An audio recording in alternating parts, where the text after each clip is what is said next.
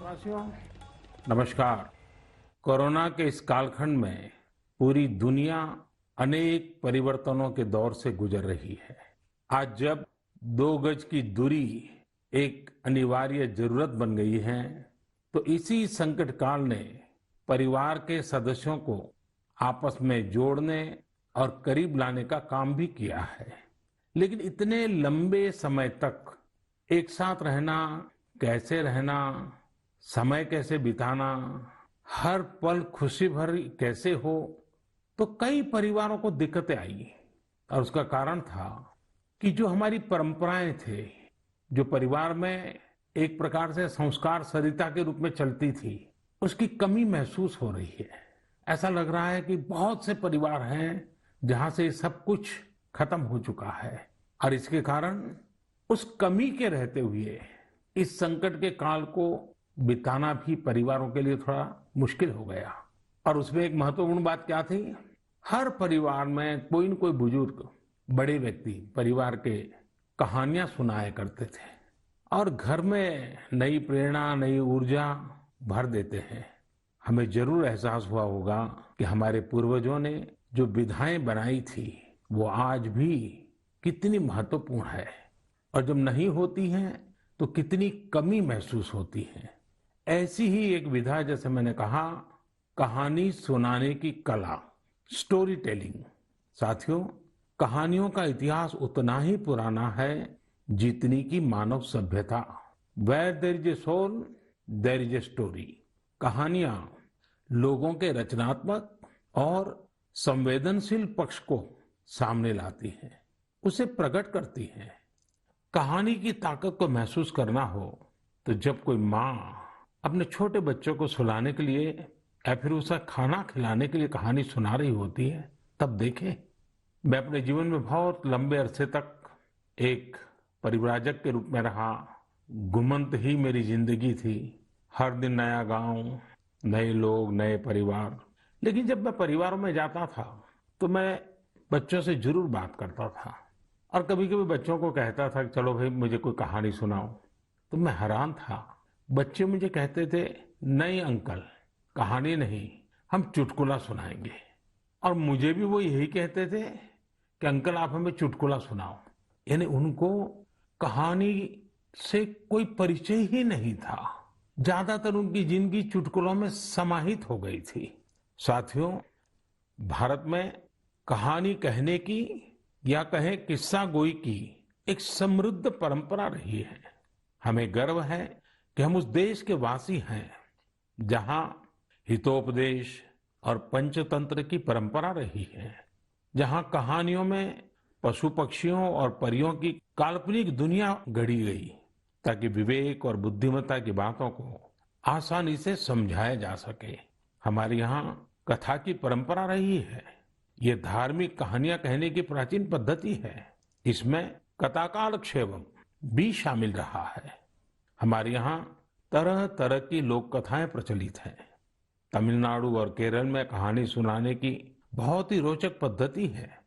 इसे विल्लू पाठ कहा जाता है। इसमें कहानी और संगीत का बहुत ही आकर्षक सामंजस्य होता है। भारत में कठपुतली की जीवंत परंपरा भी रही है। इन दिनों साइंस और साइंस फिक्शन से जुड़ी कहानियां एवं कहानी कहने की विधा लोकप्रिय हो रही है। मैं देख रहा हूं कि कई लोग किस्सा गोई की कला को आगे बढ़ाने के लिए सराहनीय पहल कर रहे हैं। मुझे gaathastory.in जैसी वेबसाइट के बारे में जानकारी मिली, जिसे अमर व्यास बाकी लोगों के साथ मिलकर चलाते हैं। अमर व्यास IIM अहमदाबाद से MBA करने के बाद विदेशों में चले गए, फिर वापिस आए। इस समय बेंगलुरु में रहते हैं और समय निकालकर कहानियों से जुड़ा इस प्रकार का रोचक कार्य कर रहे हैं। कई ऐसे प्रयास भी हैं जो ग्रामीण भारत की कहानियों को खूब प्रचलित कर रहे हैं।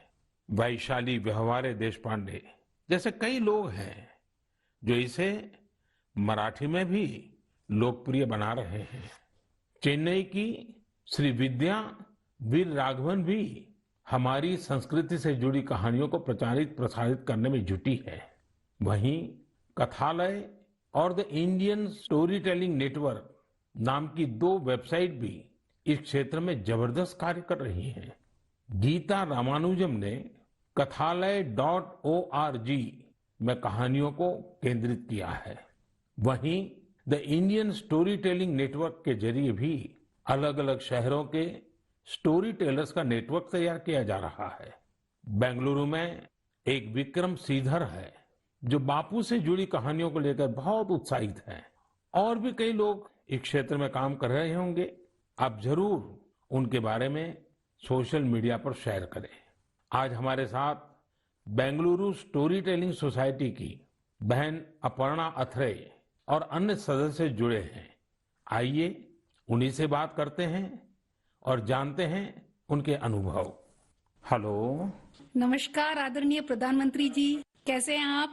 मैं ठीक हूँ, आप कैसे हैं अपर्णा जी? बिल्कुल बढ़िया सर जी। सबसे पहले मैं बैंगलोर स्टोरी टेलिंग सोसाइटी की ओर से धन्यवाद देना चाहती हूँ कि आपने हमारे जैसे कलाकारों को इस मंच पे बुलाया है और बात कर रहे हैं। और मैंने सुना है कि आज तो शायद आपकी पूरी टीम भी आपके साथ बैठी हुई है। जी जी बिल्कुल बिल्कुल सर। तो अच्छा होगा कि आपकी टीम का परिचय करवा दें ताकि मन की बात के जो श्रोता है उनको परिचय हो जाए कि आप लोग कैसा बड़ा अभियान चला रहे हैं। सर, मैं अपर्णा अत्रेया हूँ। मैं 2 बच्चों की माँ हूँ, एक भारतीय वायुसेना के अफसर की बीवी हूँ और एक पैशनेट स्टोरी टेलर हूँ सर। स्टोरी टेलिंग की शुरुआत 15 साल पहले हुई थी जब मैं सॉफ्टवेयर इंडस्ट्री में काम कर रही थी। तब मैं CSR प्रोजेक्ट्स में वॉलंटरी काम करने के लिए जब गई थी, तब हजारों बच्चों को कहानियों के माध्यम से शिक्षा देने के मौका मिला। और ये कहानी जो मैं बता रही थी वो अपनी दादी माँ से सुनी थी। लेकिन जब कहानी सुनने वक्त मैं जो खुशी उन बच्चों में देखा, मैं क्या बोलूं आपको, कितनी मुस्कुराहट थी, कितनी खुशी थी। तो उसी समय मैंने तय किया कि स्टोरी टेलिंग मेरे जीवन का एक लक्ष्य होगा सर। आपकी टीम में और कौन है वहाँ? मेरे साथ हैं शैलजा संपत। नमस्कार सर। नमस्ते जी। मैं शैलजा संपत बात कर रही हूँ। मैं तो पहले टीचर थी, उसके बाद जब मेरे बच्चे बड़े हुए तब मैंने थिएटर में काम शुरू किया और फाइनली कहानियों को सुनाने में सबसे ज्यादा संतृप्त मिला। धन्यवाद। मेरे साथ सौम्या है। नमस्कार सर। नमस्ते जी। मैं हूँ सौम्या श्रीनिवासन। मैं एक साइकोलॉजिस्ट हूँ। मैं जो काम करती हूँ बच्चों बड़े लोगों के साथ, उसमें मैं कहानियों के द्वारा मनुष्य के नव रसाओं को जगाने में कोशिश करती हूँ और उसके साथ चर्चे भी करती हूँ। ये मेरी लक्ष्य है, healing and transformative story telling. नमस्ते सर। नमस्ते जी। मेरा नाम अपर्णा जयशंकर है। वैसे तो मेरे सौभाग्य है कि मैं अपनी नाना नानी और दादी के साथ इस देश के विभिन्न भागों में पली हूँ, इसीलिए रामायण, पुराणों और गीता की कहानियां मुझे विरासत में हर रात को मिलती थी। और बैंगलोर स्टोरी टेलिंग सोसाइटी जैसी संस्था है तो मुझे तो स्टोरी टेलर बनना ही था। मेरे साथ मेरे साथी लावण्या प्रसाद है। लावण्या जी नमस्ते। नमस्ते sir. I am an electrical engineer turned professional storyteller. Sir, I grew up listening to stories from my grandfather. I work with senior citizens in my special project called Roots, where I help them document their life stories for their families. Lavanya ji आपको बहुत बधाई। और जैसा आपने कहा, मैंने भी एक बार मन की बात में सबको कहा था कि आप परिवार में अपने दादा दादी नाना नानी है तो उनसे उनके बचपन की कहानियां पूछिए और उसको टैप कर लीजिए, रिकॉर्ड कर लीजिए, बहुत काम आएगा, ये मैंने कहा था।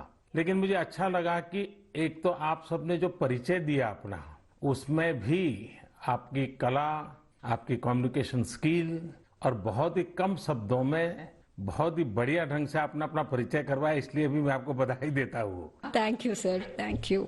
अब जो हमारे श्रोता लोग हैं मन की बात के, उनका भी मन करता होगा कहानी सुनने का। क्या मैं आपको रिक्वेस्ट कर सकता हूँ, एक तो कहानी सुनाएं आप लोग? जी बिल्कुल, ये तो हमारा सौभाग्य है जी। चलिए चलिए सुनते हैं कहानी एक राजा की। राजा का नाम था कृष्णदेवराय और राज्य का नाम था विजयनगर। अब राजा हमारे थे तो बड़े गुणवान, अगर उनमें कोई खोट बतानी ही था तो वो था उनका अधिक प्रेम अपने मंत्री तेनालीरामा की ओर और दूसरा भोजन की ओर। राजा जी हर दिन दोपहर के भोजन के लिए बड़े आस से बैठते थे कि आज कुछ अच्छा बना होगा, और हर दिन उनके बावर्ची उन्हें वही बेजान सब्जियां खिलाते थे। तुरई, लौकी, कद्दू, टिंडा, उफ। ऐसे ही एक दिन राजा ने खाते खाते गुस्से में थाली फेंक दिया और अपने बावर्ची को आदेश दिया, या तो कल कोई दूसरा स्वादिष्ट सब्जी बनाना या फिर कल मैं तुम्हें सूली पे चढ़ा दूंगा। बावर्ची बेचारा डर गया। अब नई सब्जी के लिए वो कहाँ जाए? बावर्ची भागा भागा चला सीधे तेनालीरामा के पास और उसे पूरी कहानी सुनाई। सुनकर तेनालीरामा ने बावर्ची को उपाय दिया। अगले दिन राजा दोपहर के भोजन के लिए आए और बावर्ची को आवाज दिए, आज कुछ नया स्वादिष्ट बना है या मैं सूली तैयार कर दूं? डरे हुए बावर्ची ने झटपट से थाली सजाया और राजा के लिए गर्मा गर्म खाना परोसा। थाली में नई सब्जी थी। राजा उत्साहित हुए और थोड़ी सी सब्जी चखे। वाह, क्या सब्जी थी! न तुरई की तरह फीकी थी, न कद्दू की तरह मीठी थी। बावर्ची ने जो भी मसाला भून के कूट के डाला था, सब अच्छी तरह से चढ़ी थी। उंगलियां चाटते हुए संतुष्ट राजा ने बावर्ची को बुलाया और पूछा कि यह कौन सी सब्जी है, इसका नाम क्या है? जैसे सिखाया गया था वैसे ही बावर्ची ने उत्तर दिया, महाराज, ये मुकुटधारी बैंगन है। प्रभु, ठीक आप ही की तरह यह भी सब्जियों का राजा है और इसीलिए बाकी सब्जियों ने बैंगन को मुकुट पहनाया। राजा खुश हुए और घोषित किए, आज से हम यही मुकुटधारी बैंगन खाएंगे और सिर्फ हम ही नहीं, हमारे राज्य में भी सिर्फ बैंगन ही बनेगा और कोई सब्जी नहीं बनेगी। राजा और प्रजा दोनों खुश थे। यानी पहले पहले तो सब खुश थे कि उन्हें नई सब्जी मिली है, लेकिन जैसे ही दिन बढ़ते गए सुर थोड़ा कम होता गया। एक घर में बैंगन भरता तो दूसरे के घर में बैंगन भाजा, एक के यहाँ कत्ते का सांबार तो दूसरे के यहाँ वांगी बात। एक ही बैंगन बेचारा कितना रूप धारण करे। धीरे धीरे राजा भी तंग आ गए। हर दिन वही बैंगन। और एक दिन ऐसे आया कि राजा ने बावर्ची को बुलाया और खूब डांटा, तुमसे किसने कहा कि बैंगन के सर में मुकुट है? इस राज्य में अब से कोई बैंगन नहीं खाएगा। कल से बाकी कोई भी सब्जी बनाना, लेकिन बैंगन मत बनाना। जैसे आपकी आज्ञा महाराज, कह के बावर्ची सीधा गया तेनालीरामा के पास। तेनालीरामा ने के पांव पड़ते हुए कहा कि मंत्री जी धन्यवाद, आपने हमारी प्राण बचा ली। आपके सुझाव के वजह से हम कोई भी सब्जी राजा जी को खिला सकते हैं।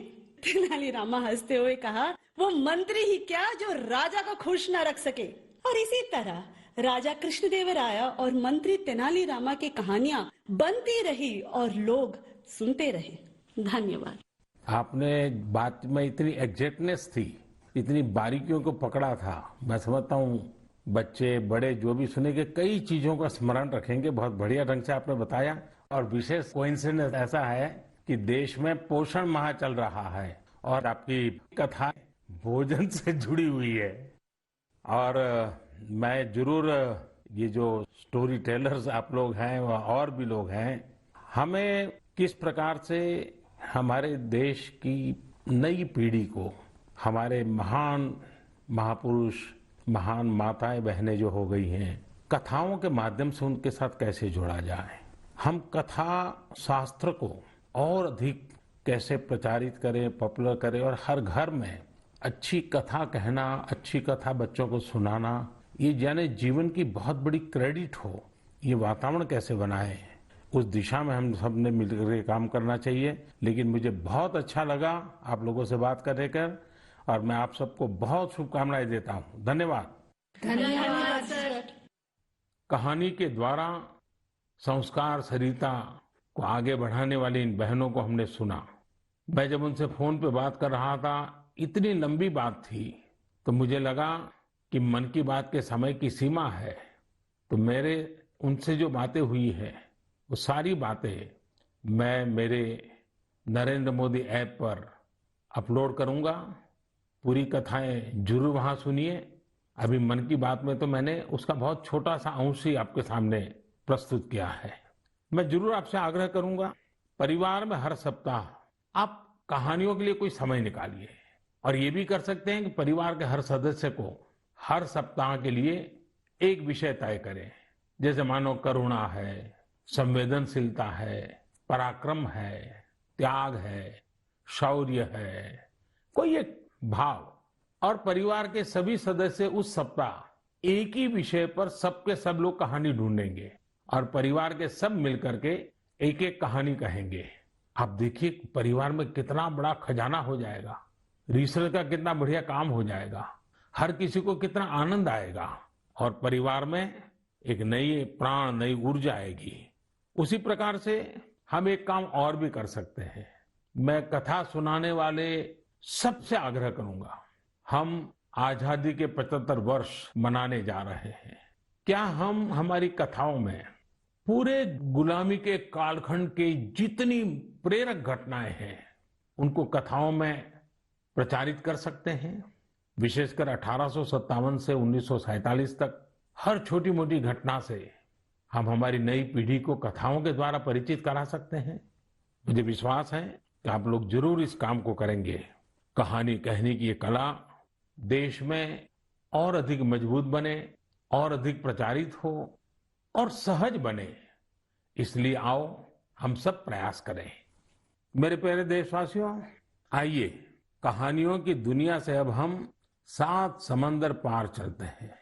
ये आवाज सुनिए। नमस्ते भाइयों और बहनों, मेरा नाम शेरू डमले है। मैं वेस्ट अफ्रीका के एक देश माली से हूँ। मुझे फरवरी में भारत में विश्व के सबसे बड़े धार्मिक त्योहार कुंभ मेला में शामिल होने का अवसर मिला।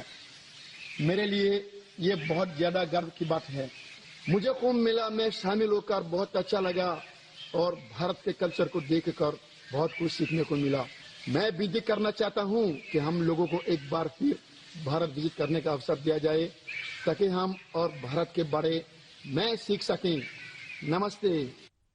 है ना मजेदार? तो ये थे माली के सेदू देम्बेले। माली भारत से दूर पश्चिम अफ्रीका का एक बड़ा और लैंडलॉक्ड देश है। सेदू देम्बेले माली के एक शहर कीटा के एक पब्लिक स्कूल में शिक्षक हैं। वे बच्चों को इंग्लिश, म्यूजिक और पेंटिंग, ड्राइंग पढ़ाते हैं, सिखाते हैं। लेकिन उनकी एक और पहचान भी है। लोग उन्हें माली के हिंदुस्तान का बाबू कहते हैं और उन्हें ऐसा कहलाने में बहुत गर्व की अनुभूति होती है। प्रत्येक रविवार को दोपहर बाद वे माली में 1 घंटे का रेडियो कार्यक्रम प्रस्तुत करते हैं। इस कार्यक्रम का नाम है Indian frequency on Bollywood songs. इसे वे पिछले 23 वर्षों से प्रस्तुत करते आ रहे हैं। इस कार्यक्रम के दौरान वे फ्रेंच के साथ साथ माली की लोकभाषा बमबारा में भी अपनी कमेंट्री करते रहे और बड़े नाटकीय ढंग से करते हैं। भारत के प्रति उनके मन में अगाध प्रेम है। भारत से उनके गहरे जुड़ाव की एक और वजह यह भी है कि उनका जन्म भी 15 अगस्त को हुआ था। सेदू जी ने 2 घंटे का एक और कार्यक्रम अब प्रत्येक रविवार रात 9 बजे शुरू किया है। इसमें वे बॉलीवुड की एक पूरी फिल्म की कहानी फ्रेंच और बमबारा में सुनाते हैं। कभी कभी किसी इमोशनल सीन के बारे में बात करते समय वे स्वयं भी और उनके श्रोता भी एक साथ रो पड़ते हैं। सेदू जी के पिता ने ही भारतीय संस्कृति से उनकी पहचान करवाई थी। उनके पिता सिनेमा थिएटर में काम करते थे और वहां भारतीय फिल्में भी दिखाई जाती थी। इस 15 अगस्त को उन्होंने हिंदी में एक वीडियो के माध्यम से भारत के लोगों को स्वतंत्रता दिवस की शुभकामनाएं दी थी। आज उनके बच्चे भारत का राष्ट्रगान आसानी से गाते हैं। आप ये दोनों वीडियो जरूर देखें और उनके भारत प्रेम को महसूस करें। सेदू जी ने जब कुंभ का दौरा किया था और उस समय वे उस डेलीगेशन का हिस्सा थे जिससे मैं मिला था। भारत के लिए उनका इस प्रकार का जुनून, स्नेह और प्यार वाकई हम सब के लिए गर्व की बात है। मेरे प्यारे देशवासियों, हमारे यहाँ कहा जाता है जो जमीन से जितना जुड़ा होता है वो बड़े से बड़े तूफानों में भी उतना ही अड़िग रहता है। कोरोना के इस कठिन समय में हमारा कृषि क्षेत्र, हमारा किसान इसका जीवंत उदाहरण है। संकट के इस काल में भी हमारे देश के कृषि क्षेत्र ने फिर अपना दमखम दिखाया है। साथियों, देश का कृषि क्षेत्र, हमारे किसान, हमारे गांव आत्मनिर्भर भारत का आधार है। ये मजबूत होंगे तो आत्मनिर्भर भारत की नींव मजबूत होगी। बीते कुछ समय में इन क्षेत्रों ने खुद को अनेक बंदिशों से आजाद किया है, अनेक मिथकों को तोड़ने का प्रयास किया है। मुझे कई ऐसे किसानों की चिट्ठियां मिलती हैं, किसान संगठनों से मेरी बात होती है, जो बताते हैं कि कैसे खेती में नए नए आयाम जुड़ रहे हैं, कैसे खेती में बदलाव आ रहा है। जो मैंने उनसे सुना है, जो मैंने औरों से सुना है, मेरा मन करता है आज मन की बात में उन किसानों की कुछ बातें जरूर आपको बताऊं। हरियाणा के सोनीपत जिले के हमारे एक किसान भाई रहते हैं, उनका नाम है श्री कंवर चौहान। उन्होंने बताया है कि कैसे एक समय था जब उन्हें मंडी से बाहर अपने फल और सब्जियां बेचने में बहुत दिक्कत आती थी। अगर वो मंडी से बाहर अपने फल और सब्जियां बेचते थे तो कई बार उनके फल, सब्जी और गाड़ियां तक जब्त हो जाती थी। लेकिन 2014 में फल और सब्जियों को एपीएमसी एक्ट से बाहर कर दिया गया। इसका उन्हें और आसपास के साथी किसानों को बहुत फायदा हुआ। 4 साल पहले उन्होंने अपने गांव के साथी किसानों के साथ मिलकर एक किसान उत्पादक समूह की स्थापना की। आज गांव के किसान स्वीट कॉर्न और बेबी कॉर्न की खेती करते हैं। उनके उत्पाद आज दिल्ली की आजादपुर मंडी, बड़ी रिटेल चेन तथा 5 स्टार होटलों में सीधे सप्लाई हो रहे हैं। आज गांव के किसान स्वीट कॉर्न और बेबी कॉर्न की खेती से 2.5 से 3 लाख प्रति एकड़ सालाना कमाई कर रहे हैं। इतना ही नहीं, इसी गांव के 60 से अधिक किसान नेट हाउस बनाकर, पॉली हाउस बनाकर टमाटर, खीरा, शिमला मिर्च, इसकी अलग अलग वैरायटी का उत्पादन करके हर साल प्रति एकड़ 10 से 12 लाख रुपए तक की कमाई कर रहे हैं। जानते हैं इन किसानों के पास क्या अलग है? अपने फल सब्जियों को कहीं पर भी किसी को भी बेचने की ताकत है, और ये ताकत ही उनकी इस प्रगति का आधार है।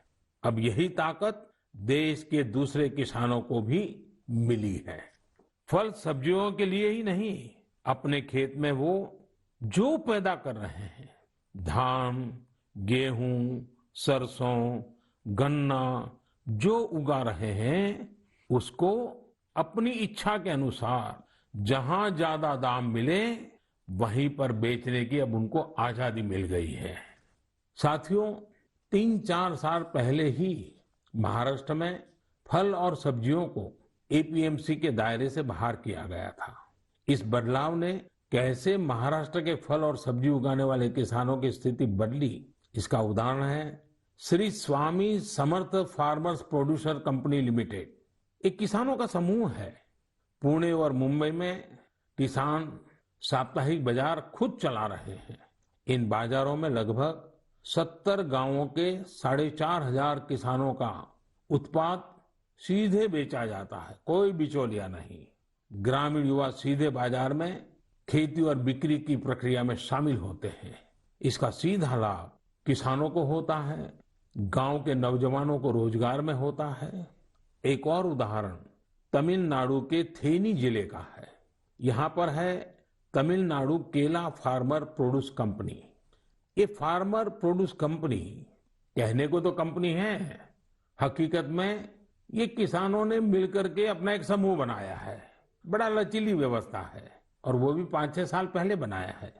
इस किसान समूह ने लॉकडाउन के दौरान आसपास के गांवों से सैकड़ों मीट्रिक टन सब्जियां, फलों और केले की खरीद की और चेन्नई शहर को सब्जी कॉम्बो किट दिया। आप सोचिए कितने नौजवानों को उन्होंने रोजगार दिया। और मजा ये है कि बिचौलियों न होने के कारण किसान को भी लाभ हुआ, उपभोक्ता को भी लाभ हुआ। ऐसा ही एक लखनऊ का किसानों का समूह है। उन्होंने नाम रखा है इरादा फार्मर प्रोड्यूसर।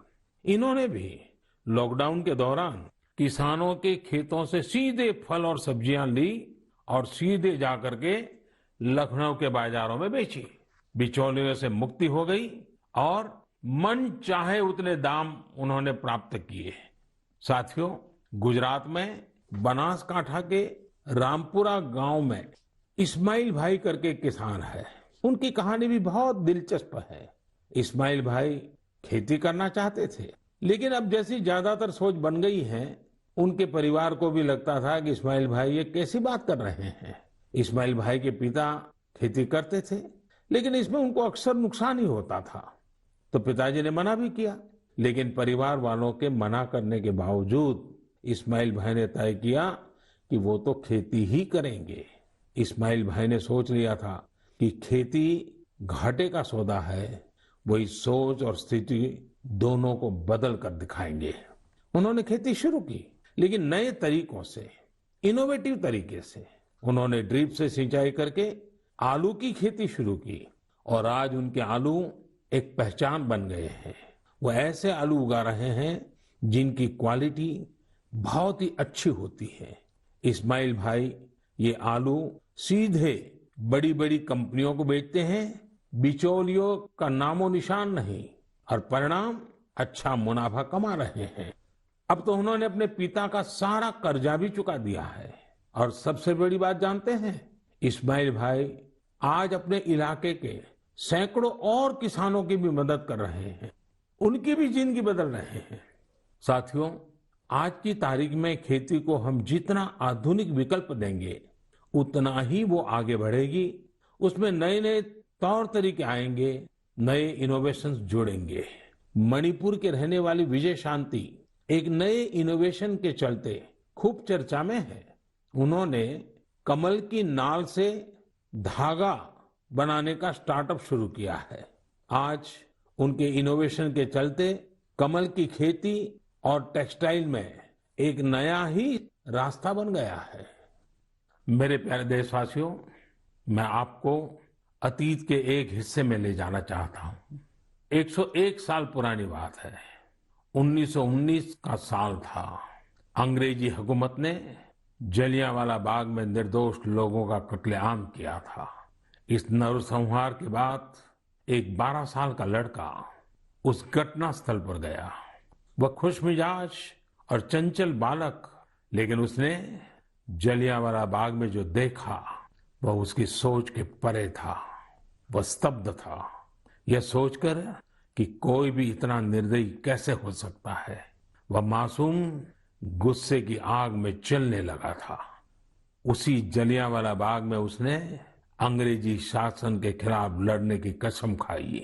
क्या आपको पता चला कि मैं किसकी बात कर रहा हूं? हाँ, मैं शहीद वीर भगत सिंह की बात कर रहा हूं। कल 28 सितंबर को हम शहीद वीर भगत सिंह की जयंती मनाएंगे। मैं समस्त देशवासियों के साथ साहस और वीरता की प्रतिमूर्ति शहीद वीर भगत सिंह को नमन करता हूं। क्या आप कल्पना कर सकते हैं, एक हुकूमत जिसका दुनिया के इतने बड़े हिस्से पर शासन था, इसके बारे में कहा जाता था कि उनके शासन में सूर्य कभी अस्त नहीं होता। इतनी ताकतवर हुकूमत एक 23 साल के युवक से भयभीत हो गई थी। शहीद भगत सिंह पराक्रमी होने के साथ साथ विद्वान भी थे, चिंतक थे। अपने जीवन की चिंता किए बगैर भगत सिंह और उनके क्रांतिवीर साथियों ने ऐसे साहसिक कार्यों को अंजाम दिया जिनका देश की आजादी में बहुत बड़ा योगदान रहा। शहीद वीर भगत सिंह के जीवन का एक और खूबसूरत पहलू यह है कि वे टीम वर्क के महत्व को बखूबी समझते थे। लाला लाजपत राय के प्रति उनका समर्पण हो या फिर चंद्रशेखर आजाद, सुखदेव, राजगुरु समेत कई क्रांतिकारियों के साथ उनका जुड़ाव उनके लिए कभी व्यक्तिगत गौरव महत्वपूर्ण नहीं रहा। वे जब तक जिए सिर्फ एक मिशन के लिए जिए और उसी के लिए उन्होंने अपना बलिदान दे दिया। वह मिशन था भारत को अन्याय और अंग्रेजी शासन से मुक्ति दिलाना। मैंने नमो ऐप पर हैदराबाद के अजय एस जी का एक कमेंट पढ़ा। अजय जी लिखते हैं, आज के युवा कैसे भगत सिंह जैसे बन सकते हैं। देखिए, हम भगत सिंह बन पाए या न बन पाए, लेकिन भगत सिंह जैसा देश प्रेम देश के लिए कुछ कर गुजरने का जज्बा जरूर हम सबके दिलों में हो। शहीद भगत सिंह को यही हमारी सबसे बड़ी श्रद्धांजलि होगी। 4 साल पहले लगभग यही समय था जब सर्जिकल स्ट्राइक के दौरान दुनिया ने हमारे जवानों के साहस, शौर्य और निर्भीकता को देखा था। हमारे बहादुर सैनिकों का एक ही मकसद और एक ही लक्ष्य था, हर कीमत पर भारत मां के गौरव और सम्मान की रक्षा करना। उन्होंने अपनी जिंदगी की जरा भी परवाह नहीं की। वे अपने कर्तव्य पथ पर आगे बढ़ते गए और हम सब ने देखा कि किस प्रकार वे विजयी होकर के सामने आए, भारत माता का गौरव बढ़ाया। मेरे प्यारे देशवासियों, आने वाले दिनों में हम देशवासी कई महान लोगों को याद करेंगे जिनका भारत के निर्माण में अमिट योगदान है। 2 अक्टूबर हम सबके लिए पवित्र और प्रेरक दिवस होता है। यह दिन मां भारती के 2 सपूतों महात्मा गांधी और लाल बहादुर शास्त्री को याद करने का दिन है। पूज्य बापू के विचार और आदर्श आज पहले से कहीं ज्यादा प्रासंगिक है। महात्मा गांधी का जो आर्थिक चिंतन था, अगर उस स्पिरिट को पकड़ा गया होता, समझा गया होता, उस रास्ते पर चला गया होता, तो आज आत्मनिर्भर भारत अभियान की जरूरत ही नहीं पड़ती। गांधी जी के आर्थिक चिंतन में भारत की नस नस की समझ थी, भारत की खुशबू थी। पूज्य बापू का जीवन हमें याद दिलाता है कि हम ये सुनिश्चित करें कि हमारा हर कार्य ऐसा हो जिससे गरीब से गरीब व्यक्ति का भला हो। वहीं शास्त्री जी का जीवन हमें विनम्रता और सादगी का संदेश देता है। 11 अक्टूबर का दिन भी हमारे लिए बहुत ही विशेष होता है। इस दिन हम भारत रत्न लोकनायक जयप्रकाश जी को उनकी जयंती पर स्मरण करते हैं। जेपी ने हमारे लोकतांत्रिक मूल्यों की रक्षा में अग्रणी भूमिका निभाई है। हम भारत रत्न नानाजी देशमुख को भी याद करते हैं, जिनकी जयंती भी 11 तारीख को ही है। नानाजी देशमुख जयप्रकाश नारायण जी के बहुत निकट साथी थे। जब जेपी भ्रष्टाचार के खिलाफ जंग लड़ रहे थे तो पटना में उन पर प्राण घातक हमला किया गया था। तब नानाजी देशमुख ने वो वार अपने ऊपर ले लिया था। इस हमले में नानाजी को काफी चोट आई थी, लेकिन जेपी का जीवन बचाने में वो कामयाब रहे थे। इस 12 अक्टूबर को राजमाता विजयाराजे सिंधिया जी की भी जयंती है। उन्होंने अपना पूरा जीवन लोगों की सेवा में समर्पित कर दिया। वे एक राज परिवार से थी। उनके पास संपत्ति, शक्ति और दूसरे संसाधनों की कोई कमी नहीं थी, लेकिन फिर भी उन्होंने अपना जीवन एक मां की तरह वात्सल्य भाव से जन सेवा के लिए खपा दिया। उनका हृदय बहुत उदार था। इस 12 अक्टूबर को उनके जन्म शताब्दी वर्ष के समारोह का समापन दिवस होगा। और आज जब मैं राजमाता जी की बात कर रहा हूं तो मुझे भी एक बहुत ही भावुक घटना याद आती है। वैसे तो उनके साथ बहुत सालों तक काम करने का मौका मिला, कई घटनाएं हैं, लेकिन मेरा मन करता है मैं आज एक घटना का जरूर जिक्र करूं। कन्याकुमारी से कश्मीर हम एकता यात्रा लेकर के निकले थे।